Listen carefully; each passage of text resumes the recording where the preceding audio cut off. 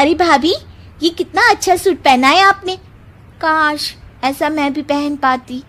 अरे क्यों नहीं रीना, वैसे भी तुम्हारा और मेरा नाप तो एक ही है, जब मन करे पहन लेना। भाभी, आपको आपके पापा ने कितने अच्छे कपड़े गहने दिए हैं। मैं उनकी इकलौती बेटी जो हूँ। बेटी तो मैं भी इकलौती हूँ, लेकिन क्या करे, पापा है नहीं, पता नहीं कैसे होगी मेरी शादी। तभी वहाँ शिवानी की सास आ जाती है। अरे क्यों नहीं करेगा भाई तेरी शादी धूमधाम से, आखिर जिम्मेदारी है तो उसकी। और वो दिन भी आ जाता है जब रीना की शादी तय हो जाती है। अभिषेक, क्या हुआ? आप इतने परेशान तो कभी नहीं दिखे, कोई बात है तो बताइए मुझे। अरे शिवानी, वैसे तो शादी का सारा इंतजाम हो गया है, लेकिन गहनों का रेट तो आसमान छू रहा है। कैसे क्या करूं, कुछ समझ में ही नहीं आ रहा। थोड़ी देर में शिवानी अपने सारे गहने अभिषेक के सामने रख देती है। ये लीजिए, गहनों का इंतजाम भी हो गया। अरे नहीं नहीं शिवानी, मैं ये गहने किसी हालत में भी नहीं ले सकता। ये तुम्हारे पिता ने तुम्हें दिया था, और तुम हो कि। तभी वहाँ सास आ जाती है। अरे तो क्या हुआ, इसकी तो हो गई ना शादी, अब किसे दिखाने हैं इसने गहने। सास गहनों का डिब्बा शिवानी के हाथ से लेकर वहां से चली जाती है। रीना की शादी धूमधाम से होती है और अब वो बड़े घर की बहू बन जाती है। वहीं रीना की शादी के बाद शिवानी और अभिषेक उसकी शादी के कर्जों से डूब जाते हैं। मैं सोच रही हूँ नौकरी करनी शुरू कर दूं, वैसे भी पढ़ी लिखी हूँ, आपकी थोड़ी मदद भी हो जाएगी। वैसे शिवानी, कुछ दिन कर लो तो अच्छा ही होगा, क्योंकि जरूरत भी है। अब शिवानी भी नौकरी करने लगती है और घर खर्चे में अभिषेक का हाथ बटाती है। एक दिन शिवानी, रीना का फोन आया था, कह रही थी कि आने वाले त्योहार में उसके ससुराल जाना है। ठीक है माँ।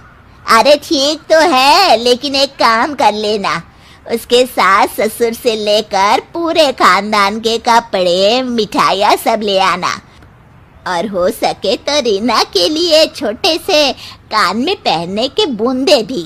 और क्या है ना, शादी में उसे सारी बड़ी बड़ी कान की ज्वेलरी दी थी, घर में पहनने के लिए तो उसके पास कुछ भी नहीं है। शिवानी सोच में पड़ जाती है कि वो क्या करे, क्योंकि कर्जों और घर के खर्चों के बाद तो पैसे बचते ही नहीं थे। शिवानी फिर अपने पिता को फोन करती है और उनसे पैसे मांगती है। देखो शिवानी, मैंने तुम्हें शादी के वक्त ही मना किया था कि ऐसे घर में शादी करनी ही नहीं चाहिए। अरे अभिषेक को शर्म आनी चाहिए जो ससुराल से पैसे मंगवा रहा है। शिवानी को पिता की बात पर गुस्सा आ जाता है। आप मेरे पिताजी हैं और मैं परेशान थी, इसलिए आपसे मदद की उम्मीद की पापा। अभिषेक को तो पता भी नहीं है कि मैंने आपसे पैसे मांगे हैं। शिवानी सोचती है कि वो अभिषेक से बात करे, लेकिन फिर उसे लगता है कि वो टेंशन ले लेगा। तभी शिवानी की नजर हाथ के कंगन पर पड़ती है, सीधे बाजार जाती है और उसे बेचकर ननद के घर ले जाने का सारा सामान लेकर आती है और सास के सामने रख देती है।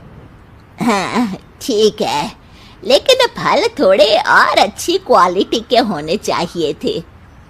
शिवानी कुछ नहीं कहती, वहां से चली जाती है।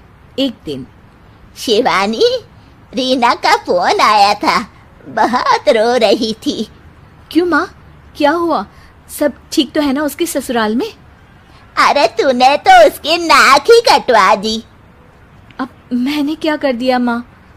कह रही थी कि बड़े घर की बहू है भाभी, जो कपड़े दिए वो ब्रांडेड भी नहीं थे। तू तो जानती है ना उन लोगों का पहनावा कितना अच्छा है। तू तो मेरी बेटी का भला कभी सोचती नहीं। हाय भगवान, अरे बड़े घर की बहू है, इसी बात की जलन है ना तुझे, लेकिन याद रख मेरी बेटी का सोचने के लिए भगवान है, तुम लोग कभी उसका बुरा नहीं कर पाओगे। अब शिवानी के मन में सवाल था कि क्या ईश्वर सिर्फ रीना के साथ है, उसके साथ नहीं?